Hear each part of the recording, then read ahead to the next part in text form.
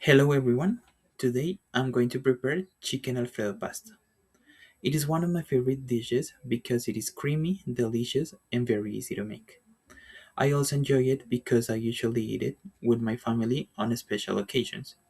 For this recipe, we need the following ingredients for 2 people: 200 grams of pasta, 1 chicken breast about 250 grams, 1 cup of heavy cream, 2 tablespoons of butter, 2 cloves of garlic, it has to be chopped, half cup of grated Parmesan cheese, 1 teaspoon of salt, half teaspoon of black pepper, and finally 1 tablespoon of olive oil.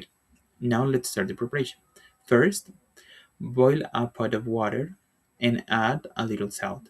Then cook the pasta for about 8 to 10 minutes until it is soft. After that, drain the pasta and set it aside.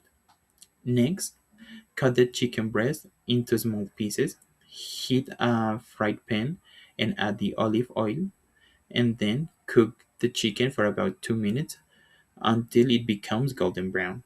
After that, add the butter and the chopped garlic to the pan. Stir everything for 1 minute. Then pour in the heavy cream and mix well. Add the Parmesan cheese, salt and pepper.